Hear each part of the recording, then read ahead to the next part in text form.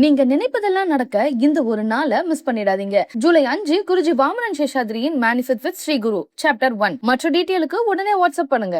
இந்த கிராட்டிடியூட் அப்படின்ற ஒரு விஷயம் ஒரு தேங்க்ஸ் தான். ஜஸ்ட் தேங்க்ஸ் அப்படின்ற ஒரு வேர்டை நான் சொல்றதுனால எப்படி எனக்கு நல்லது நடக்கும்? சொல்றதுனால நல்லது நடக்கவே நடக்காது. இப்போவும் இன்னும் வடநாட்டிலலாம் பார்த்தோம்னா அந்த ஐ லவ் யூ அப்படின்ற மாதிரியான விஷயமே எல்லா இடத்துலையும் சொல்ல வேண்டிய வார்த்தை. அது அந்த லவ் யூ அப்படின்ற வார்த்தை கஸ்டமரி வேர்டாக போயிடுச்சு. எந்த ஒரு விஷயத்தை நாம் உள்ளுக்குள்ளே உணர்கிறோமோ உணர உணர நமக்குள் இருக்கக்கூடிய அந்த தெய்வத்தன்மையை நமக்கு உணர ஆரம்பிக்கும். நமக்குள் இருக்கக்கூடிய அந்த தெய்வத்தன்மை அப்படிங்கிறது எப்பொழுது வெளிப்பட ஆரம்பிக்கும் அப்படின்னா இந்த மாதிரியான செய்கையை நாம் உணர ஆரம்பிக்கும் போது வெளிப்பட ஆரம்பிக்கும்.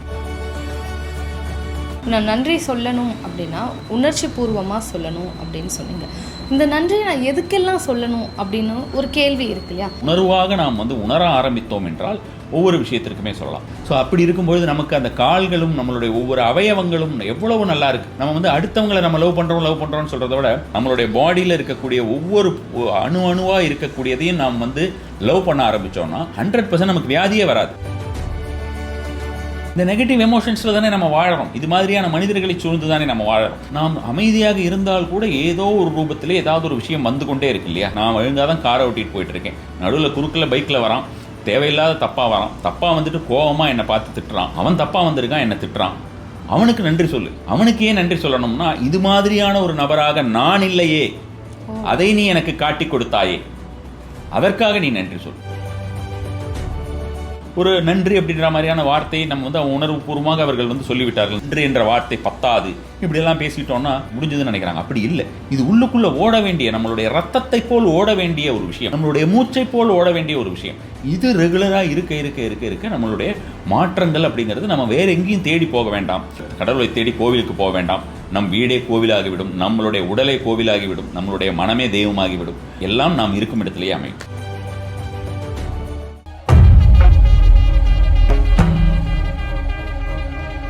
நேயர்கள் அனைவருக்கும் வணக்கம். நம்ம வாழ்க்கையில் நாம் பண்ணுற மேனிஃபெஸ்ட் எல்லாத்துக்குமே அல்டிமேட் பவர் ஒன்று இருக்குது அப்படின்னா அதுதான் கிராட்டிடியூட். நாம் பண்ணுற கிராட்டிடியூட் ஒருத்தவங்களோட வாழ்க்கையை தலைகீழாக மாற்றோம் அப்படின்னா அதில் எந்த அளவுமே சந்தேகம் கிடையாது அப்படின்னு சொல்லிட்டு தி சீக்ரெட் அப்படின்ற ஒரு புக்கில் ரொம்ப விளக்கமாக கொடுத்துருக்காங்க. இந்த கிராட்டிடியூட் அப்படின்ற ஒரு விஷயத்தை நம்ம சரியாக தான் செய்கிறோமா அப்படின்னு கேட்டிங்கன்னா கண்டிப்பாக கிடையாது. ஸோ கிராட்டிடியூட்னா என்ன, அந்த கிராட்டிடியூடை நம்ம எப்படி ப்ராப்பராக பண்ணணும் அப்படின்றதுக்காக இன்றைக்கி நமக்கு இருக்கக்கூடிய நிறைய கொஸ்டினுக்கு ஆன்சர் கொடுக்கறதுக்காக இந்த நேரலையில் இணைஞ்சிருக்காரு குருஜி அவர்கள். வணக்கம் குருஜி. நமஸ்காரம். நல்லா இருக்கீங்களா? நல்லா குருஜி, இந்த கிராட்டிடியூட் அப்படின்ற ஒரு விஷயம் ஒரு தேங்க்ஸ் தான். ஜஸ்ட் தேங்க்ஸ் அப்படின்ற ஒரு வேர்டை நான் சொல்கிறதுனால எப்படி எனக்கு நல்லது நடக்கும் அப்படின்னு ஒரு கொஸ்டின் வரும். இதை நீங்கள் எப்படி பார்க்குறீங்க? சொல்கிறதுனால நல்லது நடக்கவே நடக்காது. சொல்கிறதுனால கண்டிப்பாக நல்லது நடக்காது. உணர்வதனால் நல்லது நடக்கும். நன்றி அப்படிங்கிறது உணர வேண்டிய ஒரு விஷயம்னு வச்சுக்கோங்களேன். இப்பொழுது நிறைய தேங்க்ஸ் சொல்லுங்கள் இந்த கிராட்டிடியூட் அப்படின்ற மாதிரியான விஷயம், கிராட்டிடியூட் ஜேர்னலிங், இது மாதிரியான நிறைய விஷயங்கள் விட்டது. நான் தொடர்ந்து சொல்லிக் கொண்டிருக்கக்கூடிய ஒரு விஷயம் என்னென்னா, நன்றி அப்படின்ற மாதிரியான ஒரு விஷயத்தை உணர்வது. இதை நம்ம நீங்கள் இப்போ சொல்லியிருந்தீங்க இந்த மாதிரி ஒரு சீக்ரெட்ங்கிற புக்கில் படித்தோம் அப்படின்னு சொல்லிட்டு, இதை பல்லாயிரக்கணக்கான ஆண்டுகளுக்கு முன்னாலே நம்ம திருவள்ளுவர் சொல்லி வச்சுட்டார் இல்லையா? ஸோ அதுபோல் பார்த்திங்கன்னா உங்களுக்கு நன்றி அப்படின்ற அந்த நன்றி உணர்தல் அப்படின்ற மாதிரியான ஒரு விஷயம் எப்பொழுது ஒரு மனிதருக்கு இருக்கிறதோ, அது எவ்வளவுக்கு எவ்வளோ அதிகமாக இருக்கிறதோ அவ்வளவுக்கு அவ்வளோ உனக்கு வேண்டியதெல்லாம் கிடைக்கும். இப்பொழுது நம்ம பணம் அப்படிங்கிற மாதிரியான விஷயம் இருந்தால் பணம், அல்லது ரிலேஷன்ஷிப் அப்படின்னா ரிலேஷன்ஷிப், எல்லா விஷயமுமே கிடைக்கும்னு வச்சுக்கோங்க. இப்போ புதுசாக பார்த்தோம்னா இந்த ஹூப்பனோ அப்படின்னு சொல்லிட்டு ஒரு முறை, அதாவது I am sorry, forgive me, thank you, I love you அப்படின்னு இந்த 4 வார்த்தைகளை சொல்லுங்கள் அப்படின்னு சொல்லிட்டு, அது ஜாப்பனீஸ் முறையாக சம்திங் லைக் தட், அது மாதிரி நினைக்கிறேன் நான். எந்த நாடுன்றது எக்ஸாக்ட் ஞாபகம் இல்லை. ஸோ அவங்க அவர்கள் உருவாக்கியதுமே வேறு விஷயத்திற்காக, ஒவ்வொரு விஷயத்தையும் இதை நல்ல ஒரு உணர்வோடு இந்த ஒரு விஷயத்தை சொல்ல வேண்டும் அப்படின்றது. இது எல்லாமே திருவள்ளுவர் சொல்லியிருக்கக்கூடிய ஒரு விஷயம். இதில் இது எதுவுமே விட்டு போனது கிடையாது. இதெல்லாம் எவ்வளோ ஆண்டுகள், அதாவது நம்மளுடைய முன்னோர்கள் எந்த அளவுக்கு ஒரு ஞானவான்கள் அப்படின்ற மாதிரியானவர்களும் ஒரு தீர்க்கமான ஒரு பார்வையை கொண்டவர்கள் அப்படின்ற மாதிரியான விஷயமே நம்ம பார்க்கணும் இல்லையா? அதுக்காக தான் சொல்கிறேன். அப்போது ஒவ்வொன்றையுமே நாம் உணர்வது, நன்றியை உணர்தல் அப்படின்ற மாதிரி. அப்படி நன்றியை உணர்ந்தோம் என்றால் இப்போ எனக்கு இது இல்லை அது இல்லை அப்படின்ற மாதிரியான விஷயமாகவோ, அல்லது பல்வேறு விஷயங்களுக்கு கஷ்டங்களாகவோ, குறைகளாக இருக்கிறது, கஷ்டமாக இருக்குது, எனக்கு நேரமே சரியில்லை, இது எதுவுமே வராது. இது இந்த ஒரே ஒரு விஷயத்தை வைத்து இந்த நன்றியை உணர்ந்தார்கள் என்றால் வேறு எதுவுமே எந்த ஒரு பிரச்சனையுமே இல்லை. அப்படி இல்லாமல் வாய் வார்த்தையாக நிறைய விஷயத்துக்கு நம்ம அந்த சாரிங்கிற வார்த்தையும் சரி, தேங்க்யூங்கிற வார்த்தையும் சரி, ரொம்ப பழகி போச்சு. நிறைய விஷயமா ரொம்ப எளிதாக சொல்கிறோம். இப்போவும் இன்னும் வடநாட்டிலலாம் பார்த்தோம்னா அந்த ஐ லவ் யூ அப்படின்ற மாதிரியான விஷயமே வந்து எல்லோரிடத்துலையுமே எல்லார்ட்டையும் சொல்லக்கூடிய வார்த்தை தான் அது. நம்மளுடைய தந்தையிடம் சொல்லலாம், நம்மளுடைய தாயிடம் சொல்லலாம், நம்மளுடைய குழந்தைகளிடத்தில் சொல்லலாம், நம்மளுடைய நண்பர்களிடத்தில் சொல்லலாம், எல்லாரிடத்திலும் சொல்ல வேண்டிய வார்த்தை அது. ஆனால் அதுவும் ஒரு கஸ்டமரி வேர்டாக போயிடுச்சு. அந்த லவ் யூ அப்படின்ற வார்த்தை வந்து கஸ்டமரி வேர்டாக போயிடுச்சு. அது மாதிரி இல்லாமல் எந்த ஒரு விஷயத்தை நாம் உள்ளுக்குள்ளே உணர்கிறோமோ உணர உணர நமக்குள் இருக்கக்கூடிய அந்த தெய்வத்தன்மையை நமக்கு உணர ஆரம்பிக்கும். நமக்குள் இருக்கக்கூடிய அந்த தெய்வத்தன்மை அப்படிங்கிறது எப்பொழுது வெளிப்பட ஆரம்பிக்கும் அப்படின்னா இந்த மாதிரியான செய்கையை நாம் உணர ஆரம்பிக்கும் போது வெளிப்பட ஆரம்பிக்கும். அது வெளிப்பட்டுருச்சுன்னா அதுக்கப்புறம் நம்ம புற தெய்வத்திடம் எந்த ஒரு விஷயத்திற்காக அணுக வேண்டிய தேவையும் கிடையாது. பணம் அப்படின்ற மாதிரியான ஒரு விஷயத்தை தேடி நாம் மனம் ஓடவும் ஓடாது. நான் நன்றி சொல்லணும் அப்படின்னா உணர்ச்சி பூர்வமாக சொல்லணும் அப்படின்னு சொன்னீங்க. இந்த நன்றியை நான் எதுக்கெல்லாம் சொல்லணும் அப்படின்னு ஒரு கேள்வி இருக்கு இல்லையா? நம்ம கேஷுவலாக தேங்க்ஸ் சொல்கிறோம் அப்படின்றத தள்ளி நான் எதை உணர்ந்து நான் இந்த நன்றியை சொல்லணும் அப்படின்னு கேட்பாங்க. எதுக்கெல்லாம் நன்றி சொல்லலாம்? உணர்ச்சி பூர்வமாக சொல்லணும்னு நான் சொல்லலை, உணர்வு பூர்வமாக சொல்லணும்னு சொன்னேன்.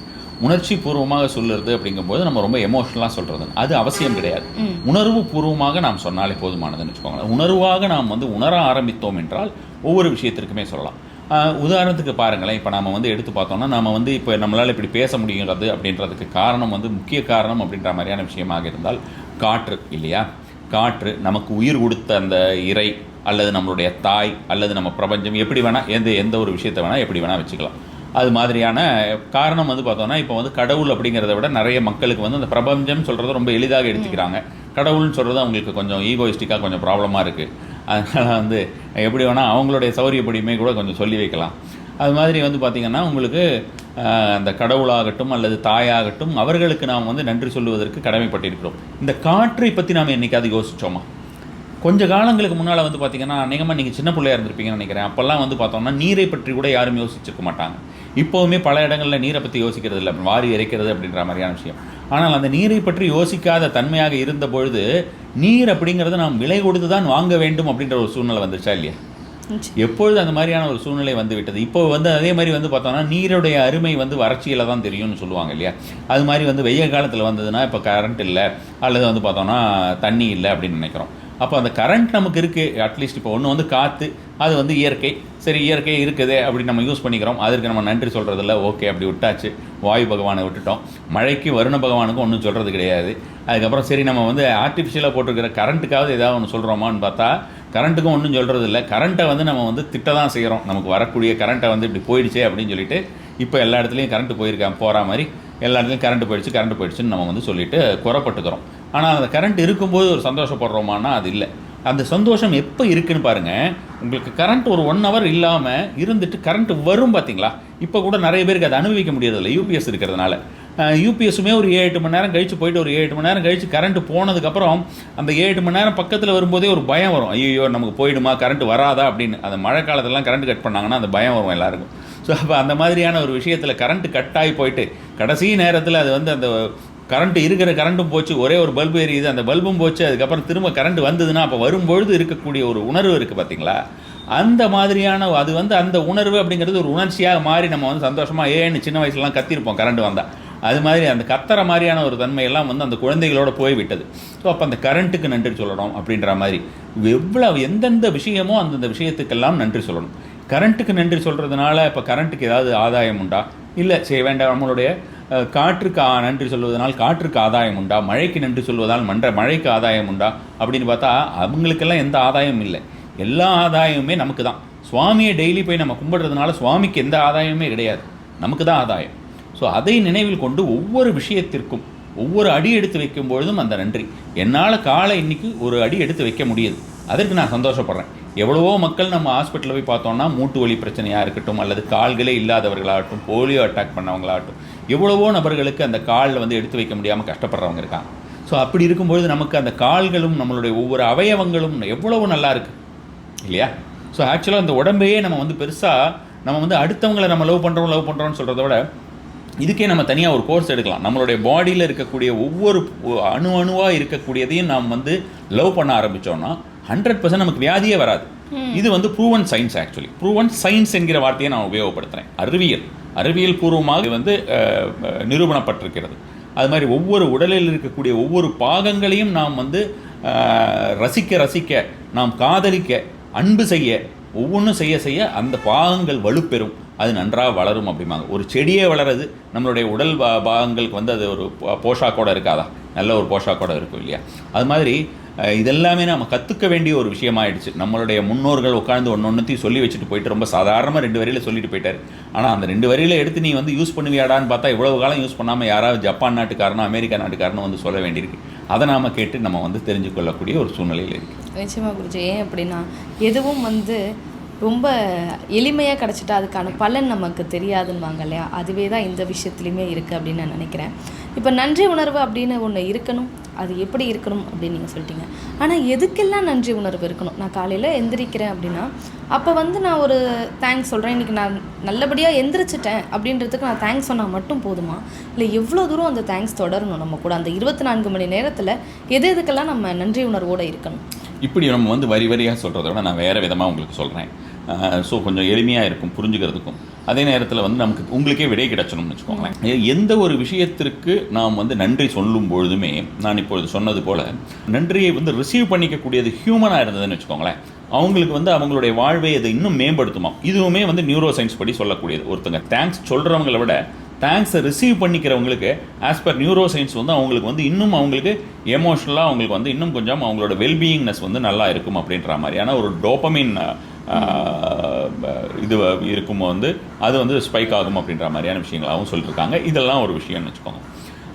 ஸோ இது ரிசீவ் பண்ணிக்கிறதுக்கு இப்போ நம்ம சொல்லும்பொழுது நமக்கு என்ன ஆகுறது அப்படின்னு நம்ம வந்து விஷயமாக பார்க்குறோம். நம்ம வந்து திருவள்ளுவர் சொன்ன மாதிரியே சொல்கிறோம். அப்போ ஒவ்வொரு விஷயத்திற்கு எந்தெந்த விஷயத்திற்கெல்லாம் நாம் நன்றி சொல்கிறோமோ நன்றி சொல்ல நன்றி சொல்ல நன்றி சொல்ல நம்மளுடைய மனம் விசாலமடைகிறது. நமக்கு மனம் வந்து மேலும் மேலும் மேலும் விசாலமடைய அடைய நமக்கு வந்து நம்மளால் இந்த ஒரு விஷயங்கள் எல்லாம் தான் முடியும் அப்படின்ற ஒரு கோட்பாட்டுக்குள்ளேயே நம்ம இருக்க மாட்டோம்.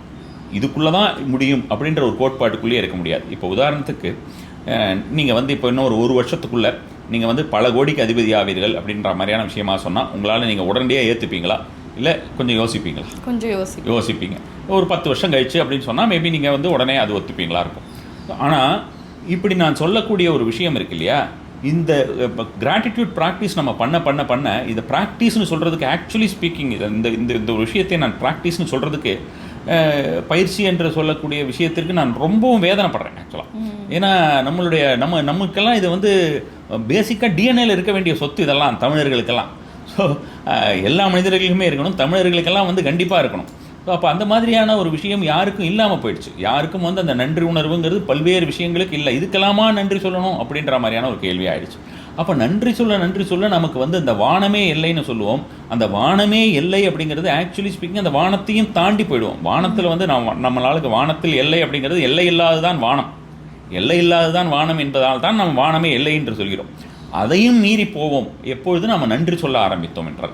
நன்றி அப்படின்றது உணர்வு இருக்கு இல்லையா, இந்த உணர்வு நமக்கு வந்துக்கிட்டே இருக்க அந்த கம்பேஷனேட் ஃபீலிங் அப்படின்ற மாதிரியான விஷயம், ஒரு எம்பத் அப்படின்னு சொல்லுவோம். அந்த எம்பத் அப்படின்ற மாதிரியான விஷயம் ஒரு எம்பத்திஸ்டாக ஆகிடுவோம் நாம். அப்படி ஆக ஆக கடவுள் தன்மை நமக்கு நிறைந்திருக்க ஆரம்பிக்கும். இது செஞ்சு பார்த்தா தான் தெரியும். ஒருத்தருக்கு நம்ம மனப்பூர்வமாக ஐயோ நமக்கு பண்ணினாங்கல்ல ரொம்ப தேங்க்ஸ் உனக்கு அப்படின்னு நம்ம வந்து சொல்லும்பொழுது அந்த வார்த்தையில் இருக்கக்கூடிய உணர்ச்சிகளையும் சரி மனதிற்குள்ளே இருக்கக்கூடிய உணர்வுகளையும் சரி நாம் வந்து ரொம்ப மனமாற நம்ம வந்து ஒவ்வொரு விஷயமாக நம்ம நினைத்து சொல்ல சொல்ல சொல்ல சொல்ல அது அப்படியே ரொம்ப விஸ்தாரமாக விரிஞ்சிடும். வேண்டாத நெகட்டிவ் எமோஷன்ஸ்னு சொல்லுவோம் பார்த்தீங்களா. நெகட்டிவ் எமோஷன்ஸ்னால் நமக்கு வர கோபமே நெகட்டிவ் எமோஷன்ஸ் தான். ஒரு கிரீட் அப்படின்னு ஒரு பேராசை, கோபம், துக்கம், கவலை, அதே மாதிரி வந்து பார்த்தோன்னா பயம், இந்த மாதிரியான பல்வேறு விதமான ஒரு ஆத்திரம், இது மாதிரியான நெகட்டிவ் எமோஷன்ஸ் இருக்குது. இந்த நெகட்டிவ் எமோஷன்ஸில் தானே நம்ம வாழறோம். இது மாதிரியான மனிதர்களை சூழ்ந்து தானே நம்ம வாழறோம். வண்டியில் எடுத்து எங்கேயாவது போயிட்டுருக்கோம், யாராவது ஒருத்தங்க ஏதாவது ஒரு தேவையில்லாத வார்த்தையை அவர்கள் தவறாக வந்து விட்டு நம்மேல் அந்த வார்த்தையை யூஸ் பண்ணுறாங்க. சென்னையில் கேட்கவே வேண்டாம்.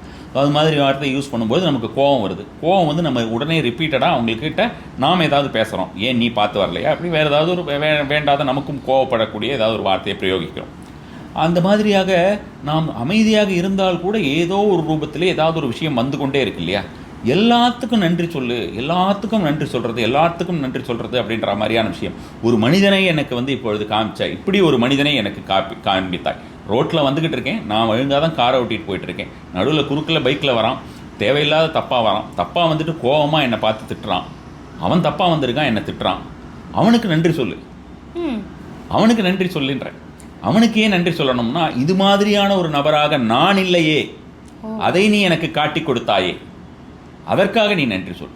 எல்லா விஷயத்திற்கும் நன்றி சொல்லுங்கள். ஒவ்வொரு விஷயத்திற்கும் உணர்வுபூர்வமாக நன்றி நன்றி நன்றி நன்றின்ற அந்த நன்றிகள் அதை சொல்லணும்னு இல்லை. இது வந்து நிறைய பேர் என்ன நினைக்கிறாங்கன்னா, ஒரு வார்த்தையால் நம்ம தேங்க்ஸ்னு சொல்லிட்டோம் அப்படின்னா கஸ்டமரே அது வந்து முடிஞ்சு போச்சு அப்படின்ற மாதிரியோ, அல்லது வந்து உணர்வுபூர்வமாகவே நினைத்து ஒரு நன்றி அப்படின்ற மாதிரியான வார்த்தையை நம்ம வந்து உணர்வுபூர்வமாக அவர்கள் வந்து சொல்லிவிட்டார்கள். நன்றி என்ற வார்த்தை பத்தாது, இப்படியெல்லாம் பேசிட்டோன்னா அது முடிஞ்சதுன்னு நினைக்கிறாங்க. அப்படி இல்லை. இது உள்ளுக்குள்ளே ஓட வேண்டிய, நம்மளுடைய ரத்தத்தை போல் ஓட வேண்டிய ஒரு விஷயம், நம்மளுடைய மூச்சை போல் ஓட வேண்டிய ஒரு விஷயம். இது ரெகுலராக இருக்க இருக்க இருக்க இருக்க நம்மளுடைய மாற்றங்கள் அப்படிங்கிறது நம்ம வேறு எங்கேயும் தேடி போக வேண்டாம். கடவுளை தேடி கோவிலுக்கு போக வேண்டாம். நம் வீடே கோவிலாகிவிடும், நம்மளுடைய உடலே கோவிலாகிவிடும், நம்மளுடைய மனமே தெய்வமாகிவிடும். ஒரு ஜோதிடரிடம் போக தேவையில்லை, வேறு எந்த ஒரு விஷயத்திற்குமே தேவையில்லை. எல்லாம் நாம் இருக்கும் இடத்துலையே அமையும். ஓகே குருஜி, அதே மாதிரி இப்போ நம்ம ஒரு நன்றி உணர்வு வந்து நமக்குள்ளே வந்துருச்சு அப்படின்னா நிறைய விஷயங்கள் நம்மை தேடி வர ஆரம்பிச்சிடும் அப்படின்னு நீங்கள் சொன்னீங்க. இப்போ நான் வந்து கடவுள்கிட்ட ப்ரேயர் பண்ணணுமா இல்லை தேங்க்ஃபுல்லாக இருக்கணுமா அப்படின்னு ஒரு கேள்வி வருது. இது ரெண்டுத்தில் எது சரியானதாக இருக்கும்? தேங்க்ஃபுல்லாக தான் இருக்கணும் கண்டிப்பான முறையில். ப்ரேயர் பண்ணணும்னு அவசியமே இல்லை. அந்த ப்ரேயர் பண்ணணும் அப்படின்ற ஒரு விஷயத்தை தாண்டி விடுவீர்கள். இது உணர்ந்தால்தான் முடியும். இப்போ நம்ம எல்லாருக்கிட்டையும் டெய்லி அதை நன்றி அப்படின்ற வார்த்தையை நம்ம வந்து சொல்லிக் கொண்டிருக்க வேண்டிய அவசியமே இருக்காதுன்னு வச்சுக்கோங்களேன்.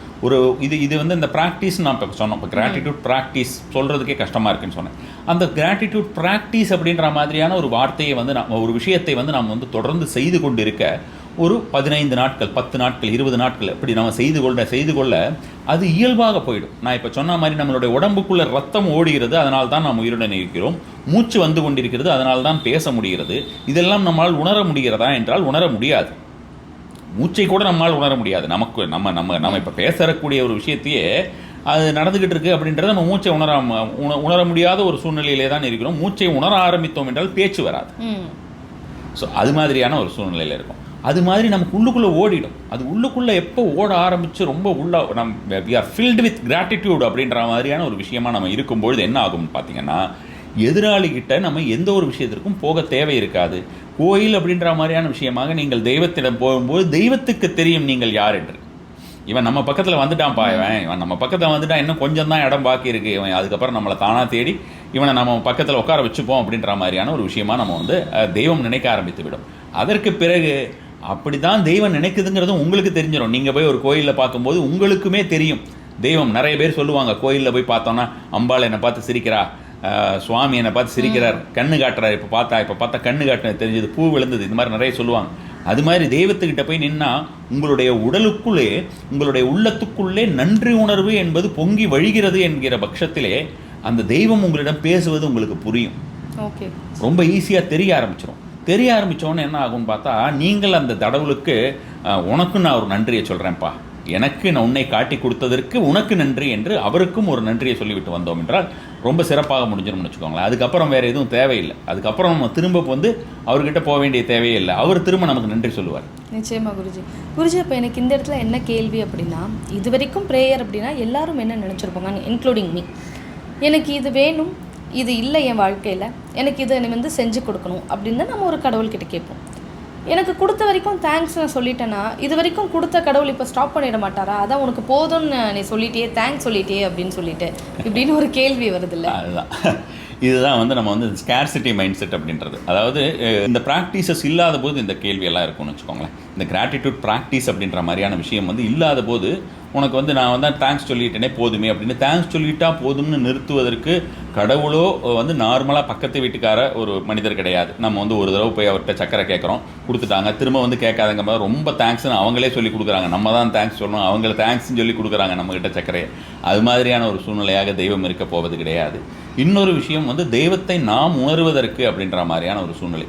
நிறைய பேருக்கு இங்கே என்ன நினைக்கிறாங்கன்னா, இந்த தெய்வத்தை உணர்வது, இந்த முக்தி நிலை, மோக்ஷம், என்லைட்டன்மெண்ட் இப்படிலாம் பேசினா அவ்வளோதான் போல இருக்குது, நம்ம வந்து காவி கட்டிட்டு நம்ம அப்புறம் வேலையை பார்க்க வேண்டியதான் போல இருக்குது, வீட்டில் பொண்டாட்டி பிள்ளைங்களோட இருக்க முடியாது, நமக்கு வந்து வேறு எந்த ஒரு விஷயமும் இருக்காதுன்னு நினைக்கிறாங்க. ஆனால் அப்படி தான் இருக்க சொல்லி இருக்கிறது. அதாவது எல்லா விதமாக குடும்ப குட்டியோட சந்தோஷமாக இருக்கணும். அதாவது குழந்தை பெறாதவனுக்கு, திருமணம் செய்து கொள்ளாதவனுக்கு, அதாவது கன்ஃபார்ம்டாக அது இப்போ இருக்கக்கூடிய சூழ்நிலையில் நடக்க மாட்டேங்குது, பொண்ணு கிடைக்க மாட்டேங்குதுன்னு வச்சுக்கோங்க.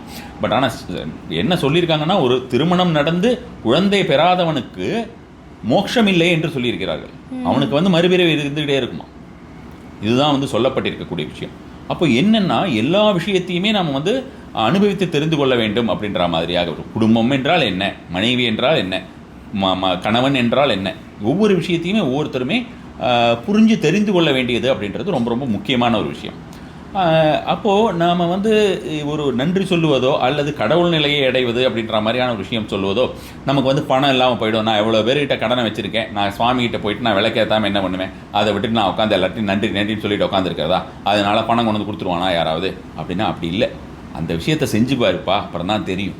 செய்யணும், செய்தால் மட்டுமே உணர முடியக்கூடிய விஷயம். கடவுளை போய் பார்க்குற, கடவுள் வந்துட்டா சரிப்பா நீ இவ்வளோ வாங்கியிருக்க கடன், நாளைக்கு போ, நீ போய் இந்த இன்னொரு இருக்குது லக்ஷ்மி கிட்ட போகிற, நீ போய் விஷ்ணுகிட்ட போயிட்டு நீ வாங்கிக்க, ஒரு 2 லட்சம் கொடுத்துருக்கேன் அவர்கிட்ட போய் வாங்கிக்க நீ காலையில், இல்லைனா அங்கேருந்து நேராக அப்படி போனீங்கன்னா குபேரர்கிட்ட கொஞ்சம் வாங்கிட்டு போயிரு அப்படின்னு சொன்னார்னா, அப்படி நடந்தது கிடையாது யாருக்குமே இது வரைக்குமே, யார்கிட்டையும் அந்த மாதிரி பண்ணது கிடையாது.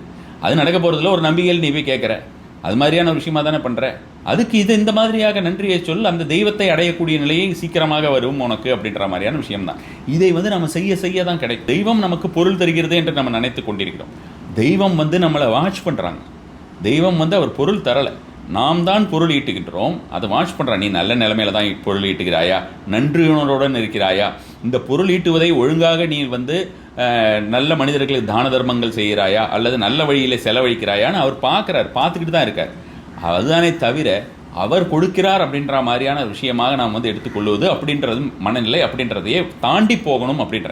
ஸோ இதெல்லாம் ஒரு ஸ்டெப்பு. இப்போ நம்மளுடைய முன்னோர்கள் இது மாதிரி சொல்லியிருக்காங்க. நாம் ஏகப்பட்ட பூஜைகள் செய்கிறோம், நாம் வந்து ஏகப்பட்ட லட்சுமி மந்திரங்கள் சொல்கிறோம், குபேர மந்திரங்கள் சொல்கிறோம், நிறைய மந்திரங்கள் சொல்கிறோம். இது செஞ்சால் நமக்கு வந்து வரும், பணம் வரும் அப்படின்ற மாதிரியான நிறைய மந்திரங்கள் சொல்கிறோம். இதெல்லாம் it's a kind of practice. இதெல்லாம் இல்லாதவங்களுக்கு இந்த நன்றி உணர்வுங்கிறது உனக்கு காலையிலேருந்து இரவு வரைக்கும் உன் உடலுக்குள் ஓடிக்கொண்டே இருந்தால் இதெல்லாம் உனக்கு தேவையில்லை.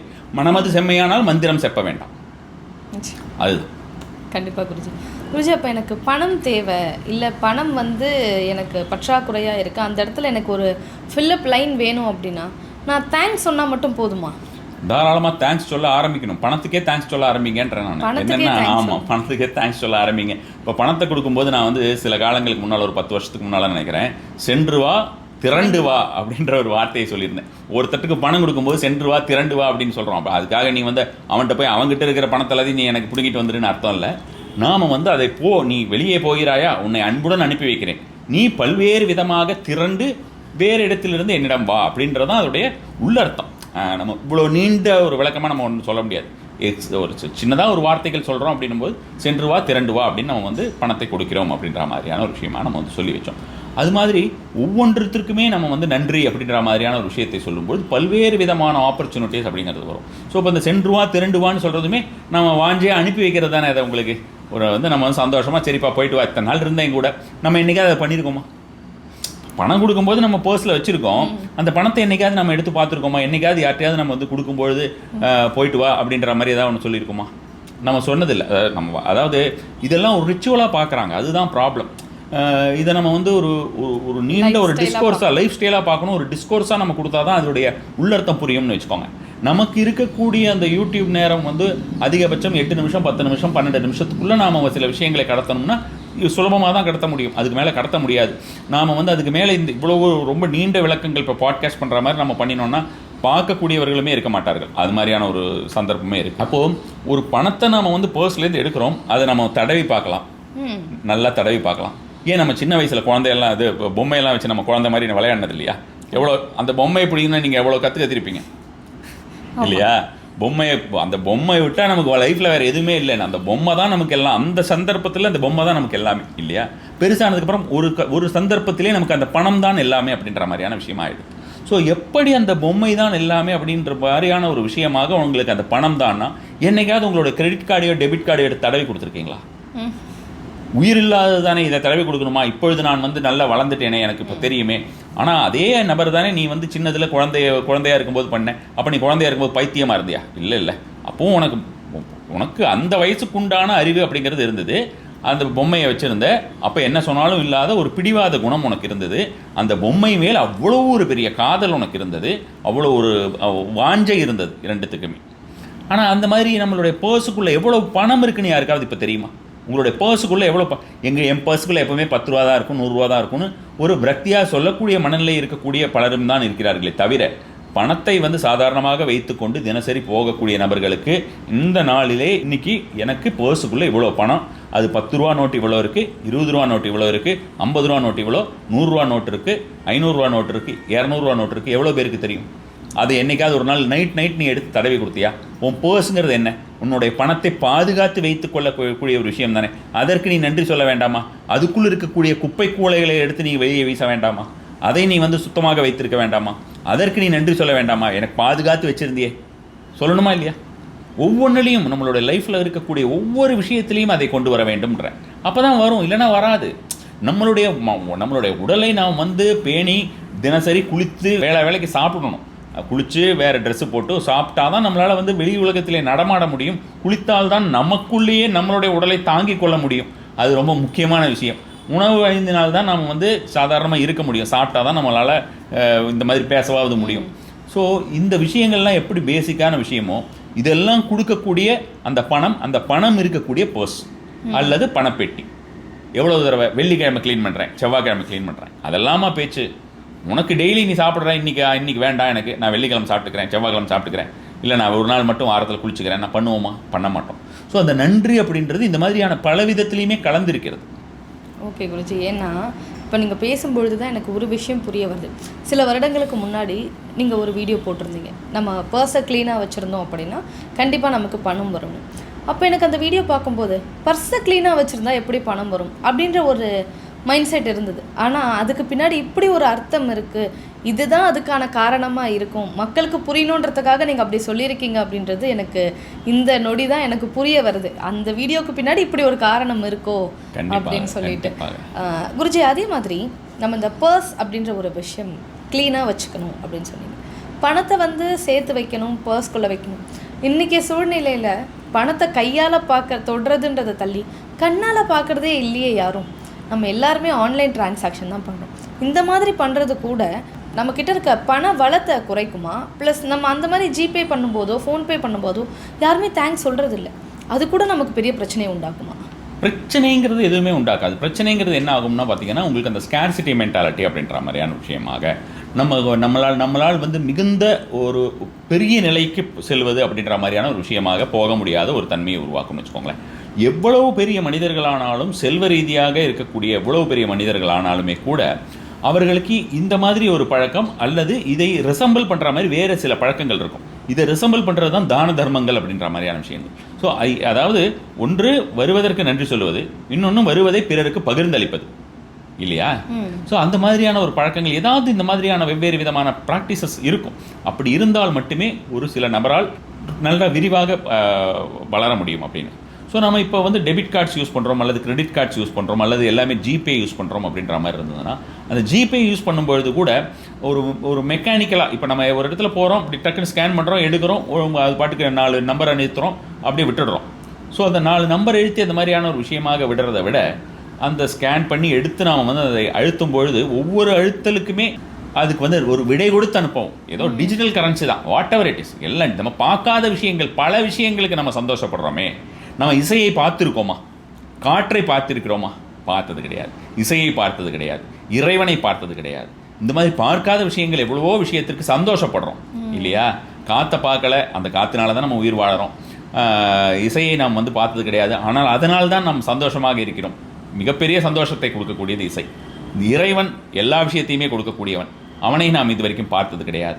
இது மாதிரி ஒவ்வொரு பார்க்காத விஷயத்துக்கெல்லாம் பண்ணுறேன், நான் இதுக்கு பண்ணணும், ஏன் அதுக்கெல்லாம் பண்ணுறியே, இதுக்கு பண்ணேன், இதனால் என்ன கெட்டு போயிடுது? இப்போ அதனால் எந்த ஜிபே வந்து இனிமேல் நீ வந்து இந்த மாதிரி சொல்லிவிட்டேன், நான் ஒர்க் பண்ண மாட்டேன்னு சொல்ல போகுதா? இல்லை, கிடையாது.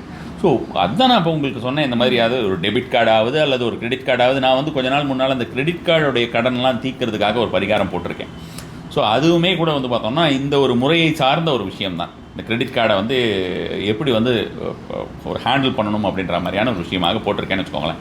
இன்ஃபேக்ட் பார்த்தோம்னா இன்னுமே அவர் வந்து நமக்கு வாலண்டியரிங் பண்ணிகிட்டு இருக்காரு. நம்மளுடைய இதுக்கு பூஜைகளுக்கு ப்ரோக்ராம்ஸ்க்கெல்லாம் வாலண்டியரிங் பண்ணுறாரு. கார்த்திக்னு ஒருத்தர் வேளச்சேரியிலேருந்து.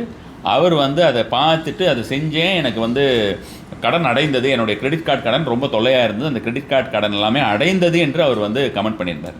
ஸோ அது மாதிரி நம்ம இந்த மாதிரியான ஒரு பழக்க வழக்கங்களை நாம் உருவாக்கி கொள்ள நமக்கு தானாகவே அந்த எல்லா நல்ல விஷயங்களும் நடக்க ஆரம்பிக்கும். இன்னொன்று நீங்கள் கேட்டீங்க, பர்ஸில் பணம் வைக்காததுனால நமக்கு ஒரு ஸ்கேர்சிட்டி மென்டாலிட்டி வருமா அப்படின்ற மாதிரி. அது ஆப்வியஸ்லி இருக்கத்தான் இருக்கும். ஒரு கண்ட்ரோல் இல்லாமல் போயிடும். கேஷ் வந்து நீங்கள் வந்து கையில் கரன்சியாக ஒரு விஷயத்தை பார்க்கும்போது உங்களுக்கு ஒரு கண்ட்ரோல் இருக்குது. அப்படி இல்லாத விஷயத்தில் உங்களுக்கு கண்ட்ரோல் இருக்காது. நீங்கள் கண்ணால் பார்க்க முடியாத ஒரு விஷயத்தில் உங்களுக்கு கண்ட்ரோல் இருக்காது. ஸோ அது ஒரு பெரிய சப்ஜெக்ட். நம்ம அதை பற்றி பேசுவோம் கண்டிப்பாக. நிச்சயமாக குருஜி. அதே மாதிரி இப்போ பணம் அப்படின்ற ஒரு விஷயத்தை விட்டுட்டு அடுத்து நன்றி உணர்வு அதுக்கு வரலாம். கடவுள்கிட்ட வந்து நான் நன்றி சொல்லணும் அப்படின்னு நீங்கள் சொல்லியிருந்தீங்க. கடவுள்கிட்ட நான் நன்றி சொல்கிறேன், அப்போ எனக்கு தேவையானதெல்லாம் நான் யார்கிட்ட தான் போய் கேட்குறது? கடவுளுக்கு நீங்கள் நன்றி சொன்னால் போதுமே. அப்போ உங்களுக்கு வந்து நன்றி சொன்னால் போதுமான்னு கேட்குறீங்க. அதாவது நன்றி சொன்னால் போதுமா, அவர்கிட்ட நீங்கள் வந்து உங்களுடைய பிரார்த்தனையை சொல்ல வேண்டாமான்னு கேட்குறீங்கன்னு புரிஞ்சுக்கணுமா? ஸோ அப்போ வந்து பிரார்த்தனைங்கிறது இந்த நன்றி தான். அப்போது இப்போ ஒன்றுமே நம்ம இவனுக்கு பண்ணலையே, இப்படி எடுத்துக்கோங்களேன். இப்போது உங்களுக்கு ஏகப்பட்ட தேவைகள் இருக்கிறது, சதா இறைவனிடம் கேட்டுக்கொண்டே இருக்கிறீர்கள். இப்போ நம்ம குழந்தையாகவே இருக்கட்டுமே, குழந்தையே வருது நம்மக்கிட்ட ஏதாவது ஒன்று கேட்டுகிட்டே இருக்குது. பார்க்கக்கூடிய ஒரு ஃப்ளவர் வாஷ் கேட்குது, அல்லது வந்து பார்த்தோன்னா ஒரு பொம்மையை கேட்குது, துப்பாக்கி வேணும் வாங்கி கொடு, இது வாங்கி கொடு, இது வாங்கி கொடுன்னு கேட்டுகிட்டே இருக்குது. அது பாட்டுக்கு அதெல்லாம் வாங்கி கொடுத்தோன்னா அதை எடுத்து விளையாட ஓடி போய்ட்டுது. அது என்றைக்காவது வந்து பக்கத்தில் வந்து அது ரொம்ப சின்சியராக வந்து அப்பா ரொம்ப தேங்க்ஸ்ப்பா அப்படின்னு சொல்லிவிட்டு அது நம்ம கூட இருந்ததுன்னா அப்போ நம்ம என்ன பண்ணுவோம்? ஐயோ இது கேட்டுதே அன்னைக்கு அப்படின்ற ஞாபகம்லாம் அப்போ வருமா வராதா? கண்டிப்பாக. தெய்வத்துக்கும் கண்டிப்பாக வரும். தெய்வத்துடைய குழந்தைகள் தானே நாம். ஸோ அப்போ நம்ம கேட்டிருக்கக்கூடிய அனைத்து விஷயங்களுக்கும் இறைவன் செவி கொண்டு கேட்பதற்கு அவருக்கு உண்டான நன்றியை நாம் காலாகாலத்தில் தெரிவித்து விட வேண்டும். அதுக்கு தான் நிறைய ரிச்சுவல்ஸ் வச்சுருக்கோம். இப்போ நம்ம பஞ்சோபசார பூஜை அப்படின்ற மாதிரியான விஷயமெல்லாம் சொன்னோம். விளக்கேற்றி வைக்கிறதாவது, அவருக்கு தூப தீப நிவேதனங்கள் அப்படின்ற பஞ்ச உபச்சாரங்கள் அவருக்கு பண்ணுவது அப்படின்ற மாதிரியான விஷயங்கள் எல்லாமே நன்றி உணர்தலை தெரிவிக்கக்கூடியது தான். காலையில் சூரியனை பார்த்த உடனே அவர்கள் வந்து பிராமணர்கள் அல்லது மற்றவர்களுமே செய்யக்கூடிய இந்த சந்தியாவந்தனம் அப்படின்னு விஷயமே வந்து சூரியனை வரவேற்கக்கூடிய நன்றியுணர்வை தெரிவிக்கக்கூடிய விஷயங்கள் தான். இது மாதிரி ஒவ்வொரு சாராருமே வெவ்வேறு விதத்திலே வெவ்வேறு விஷயங்களாக நிறைய செஞ்சுக்கிட்டு தான் இருக்காங்க. நிறைய பேருக்கு வந்து பார்த்தோம்னா இன்றைக்குமே வந்து கிராம தெய்வங்கள் எல்லாம் இருக்கும். அது எங்கள் தெய்வத்துக்கு நாங்கள் வந்து வருஷத்தில் ஒரு தடவை போயிட்டு கூழ் ஊற்றுவோம் அப்படின்பாங்க. அவங்க படையல் வைப்போம் அப்படி இந்த மாதிரியெல்லாம் நிறைய பழக்கம் இருக்கும். ஆனால் அது ஒரு தடவையாக நின்று விடக்கூடாது என்பது தான் என்னுடைய ஆவல். நிச்சயமாக குருஜி. அதே மாதிரி இப்போ கரண்ட்டில் ட்ரெண்டிங்கான ஒரு விஷயம் என்னென்னா, யூனிவர்ஸ்க்கு வந்து தேங்க்ஸ் சொல்லுங்கள், நீங்கள் வந்து கடவுளுக்கு தேங்க்ஸ் சொல்லணும், ஒரு குறிப்பிட்ட நபருக்கு தேங்க்ஸ் சொல்லணும், ஒரு பொருளுக்கு தேங்க்ஸ் சொல்லணும், அப்படிலாம் கிடையாது. நீங்கள் தேங்க்யூ யூனிவர்ஸ்னு சொல்லிவிட்டு இந்த யூனிவர்ஸ்க்கே நீங்கள் தேங்க்ஸ் சொல்லிட்டிங்கன்னா அவங்க அவங்களுக்கான தேங்க்ஸ் வந்து அவர் பிரித்து கொடுத்துருவார். அப்படி தான் நினச்சிட்டு இருக்காங்க. இந்த தேங்க்ஸ் யூனிவர்ஸ் அப்படின்றது வந்து சரியானதானா? சரியான காமெடி இது. ஆக்சுவலாக என்னென்னா, நானே இதை நிறைய தடவை வீடியோவில் சொல்லியிருக்கேன். நான் ரொம்ப மெனக்கெட்டு ஒரு 20 நிமிஷம் பேசி ஒரு புதிய விஷயத்தை வந்து இப்படி பண்ணுங்க, இப்படி பண்ணுங்க அப்படின்னு சொல்லிட்டு நிறைய ஒரு மேனிஃபெஸ்டேஷன் மெத்தட்லாம் நான் வந்து ஒரு இதாக வந்து ஃபுல்லாக கொடுத்துருப்பேன்.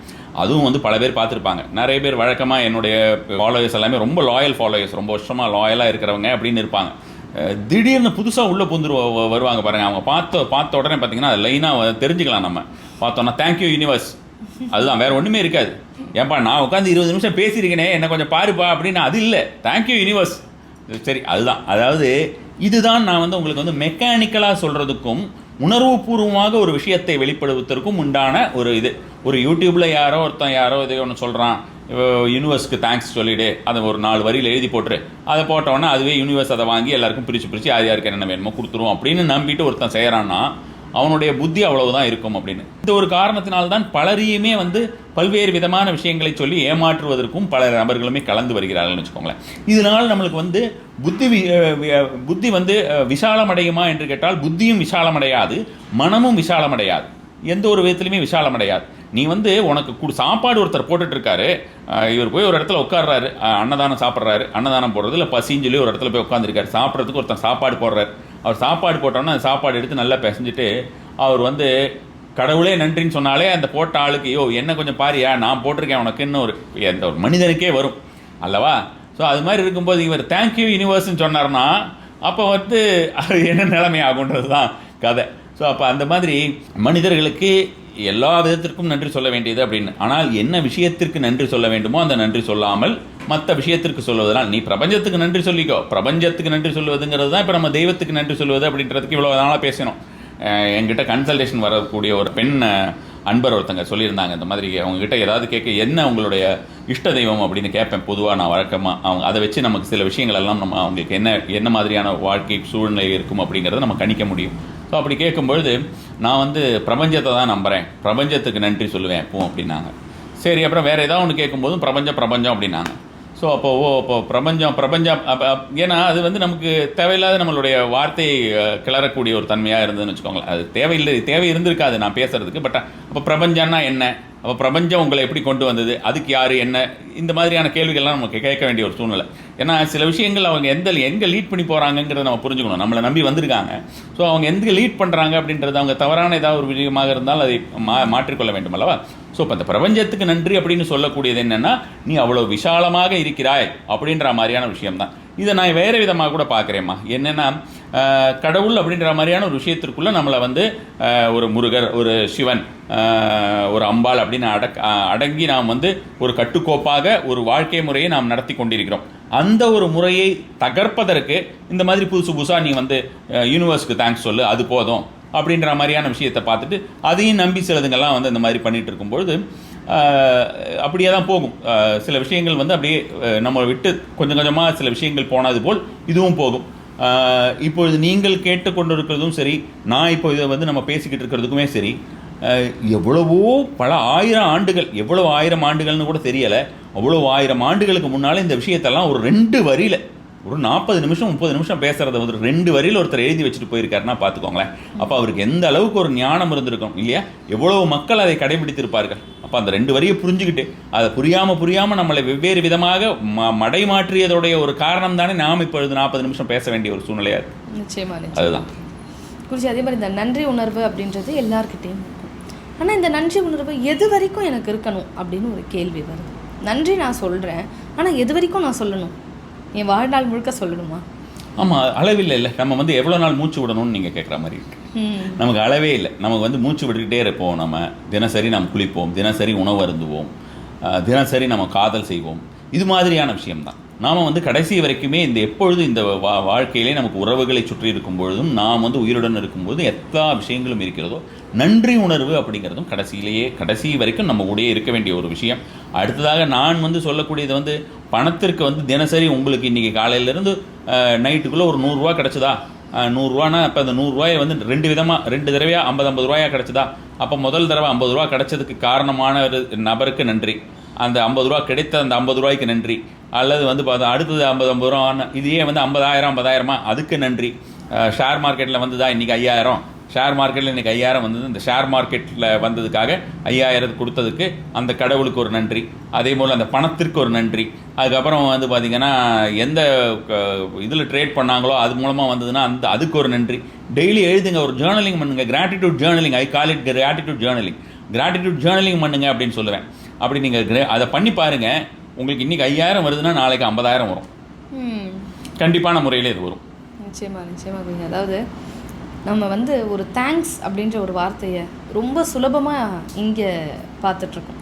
ஆனால் அது பின்னாடி ஒரு வாழ்வியல் மாற்றமே இருக்குது. நம்ம வாழ்க்கை மாறணும் அப்படின்னா முதல்ல நாம் மாறணும். அதுக்கு இந்த வார்த்தையை முதல்ல நீங்கள் பயன்படுத்தணும் அப்படின்னு சொல்லிட்டு இன்றைக்கி குருஜி அவர்கள் கிராட்டிடியூட் பற்றி நிறைய விஷயங்கள் சொன்னாங்க. வாழ்க்கையில் பயன்படுத்தி பாருங்கள், கண்டிப்பாக உங்கள் வாழ்க்கையும் மாறும். நன்றி.